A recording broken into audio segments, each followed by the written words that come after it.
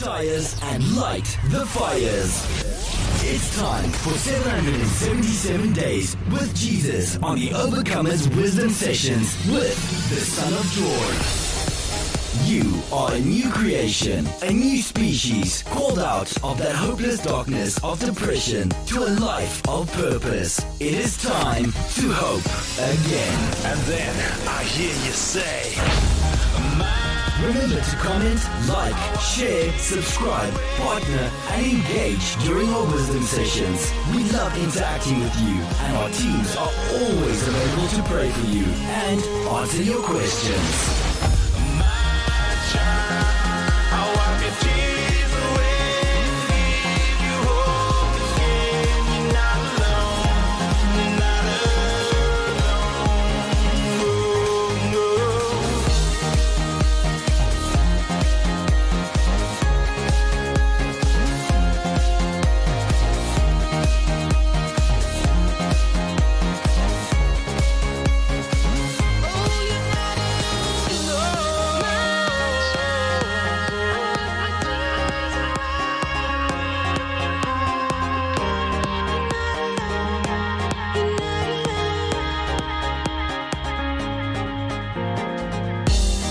living with the rhythm of a life that's given to me.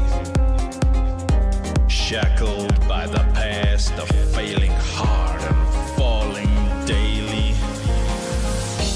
With tears that never dry, but don't remove the pain inside me.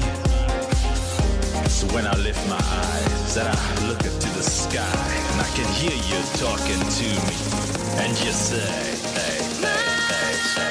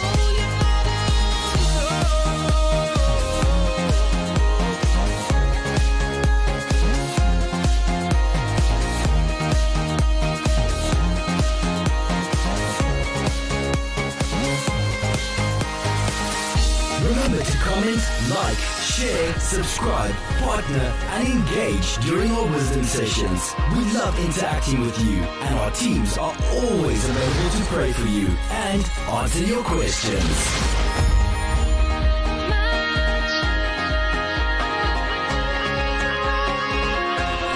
777 Days with Jesus on the Overcomers Wisdom Sessions with the Son of Joy. Oh, what up, gangsters? God's gangsters, some crazy folks out there. You walk around in roving packs, terrorizing demons just because you woke up in the morning. You elicit anxiety in the heart of darkness. That's a cool thing to write down. I elicit anxiety in the heart of darkness.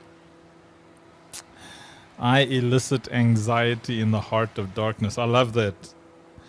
That is a good thing to do, because the light really scares the hell out of the darkness.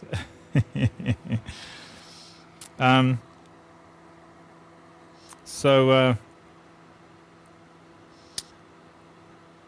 of our key commenters are busy doing interviews outside for our Feed 14K campaign. So exciting to see.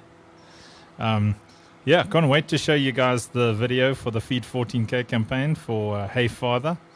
I think it's going to be stunning, really, really stunning. Some of the live stuff we showed is just behind the scenes. You know, there's not the most romantic shots that I showed you from the phone there, but you can look forward to a wonderful, wonderful music video.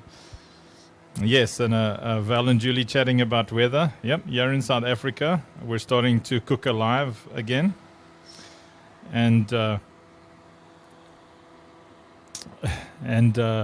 very, very heaty summer coming our way this side.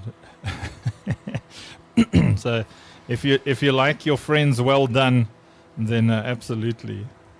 Okay, so let's get it on. Let's jump into letter 122 of 777. It's a easy one today because we've heard it so many times. I mean, I don't think you need a degree to you don't need a degree to know exactly what Jesus was saying here. So letter 122 of 777 says, to the men and women are as angels, laying down their lives for the generation that is to come, to the generation that is to come, who will be known as the generation who ushered in the greatest awakening. Amen. So if you're as angels, an angel is just a messenger. That's all they are. Like you've given your life over to Jesus to say, I'm going to deliver my message. Sorry, I'm not going to deliver my message. I'm going to deliver your message, Lord. And you say, that's me.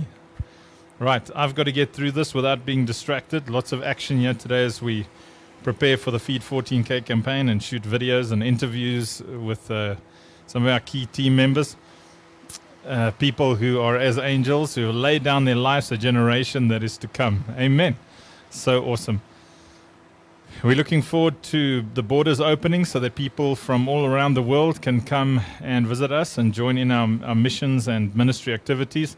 We started having our first Crusades meetings again this week, sitting with the pastors, busy planning what we're going to do, how we're going to do it, where we're going to do it. Win souls and full tummies. Amen. First question that someone who's full of compassion asks is not, do you know Jesus? They first ask you, is there food in your cupboards? And then they ask you, do you know Jesus? Because compassion doesn't come with agendas. Compassion comes with care first. Because Jesus cares about people, we care about people. We're not trying to recruit tithers or church members. We're not trying to fill seats or look good on camera. Been in so many ministries. I mean, that was my job, to make sure that the camera looked where it was nice and full. Most of the big ministries that you see on TV, a lot of them, they kind of cordon off the chairs and stuff and shove everybody onto the left or onto the right or push them all forward so that it looks good on camera, and then you get this impression that it's just packed and full because it's so much about a show of power. It's so much about, how many people we have in our churches, more than how many people are looked after and fed and loved. And so when people generally ask, do you know Jesus? They're actually saying, are you in my church congregation? Are you part of my dog pack? Would you like to come to my kennel on Sunday? But when the motive is pure compassion, when you really care about the people that you speak to, your first question is, how are you feeling? How are you doing? Is there food in your house? These are questions of compassion. Because the gospel is good news to the poor. It's great news to the poor. It doesn't intimidate the poor. The poor love the gospel because it comes with, when you're poor, the good news is that there's going to be food in your house, and there's going to be people who care about you enough to make your burdens their own. When you're struggling, when you failed, when you're a loser. I thought the other day how wonderful the message of the cross is, because Jesus came and said, hey, I hear you're in debt.